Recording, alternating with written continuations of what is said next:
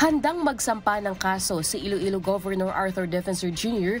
laban sa National Grid Corporation of the Philippines o NGCP at sa iba pang may kinalaman sa malawakang power blackout sa Panay Island noong nakaraang linggo. Ayon sa gobernador, pinag-aaral niya na ang posibilidad ng pagsasampa ng class suit dahil sa malaking perwisyo na idinulot sa mga Ilonggo at negosyo ng insidente. We can file a class suit under the civil code, no?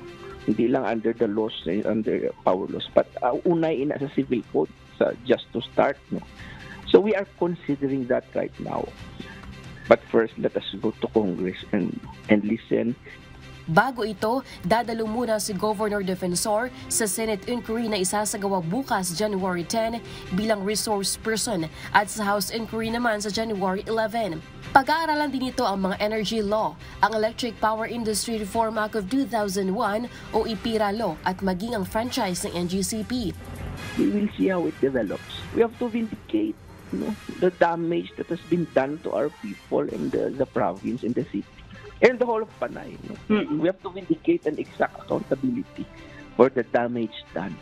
Samantala, pabor naman ng League of Cities of the Philippines sa isasagawang congressional inquiry sa Panay blackout. Sa inilabas na statement ni LCP National President Cebu City Mayor Michael L. Rama, isinusulong nila na imbestigahan ng Energy Regulatory Commission o ERC at National Grid Corporation of the Philippines kung ano talaga ang punot dulo ng malawakang blackout. Dapat din anyang mahanapan ito ng solusyon dahil maliban sa perwisyo sa araw-araw na pamumuhay ng mga residente, apektado rin ang operasyon ng mga ospital, paaralan at establishmento kaya't dapat masolusyonan ang problema. Para naman kay Iloilo 3rd District Representative Lawrence Defensor, dapat panagutin sa nangyaring blackout ang mga power plant at NGCP. Maging ang mga residente pabor din sa investigasyon.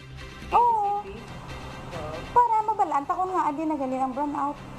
Hindi man nga kita lang, damo man ang gusto, di ba? Ano ang rason nila nga nagamuna natabo? Kaya kaduwa na natabo, di ba? Samantala, maliban sa mga residente, apektado rin ang sektor ng Business Process Outsourcing o BPO industry sa probinsya. Ayon sa Iloilo Federation for Information Technology, binaha sila ng tanong mula sa top management ng mga BPO company hinggil sa kapasidad ng Iloilo para sa tuloy-tuloy na pagtatrabaho ng kanilang mga kasamahan. Konkretong solusyon naman ng hiling ng Ilonggo Bakers Association Incorporated na apektado rin ang industriya. Ayon naman sa NGCP, bukas sila sa investigasyon dahil mabibigyan din sila ng pagkakataon na mailahad ng kanilang panig tungkol sa insidente.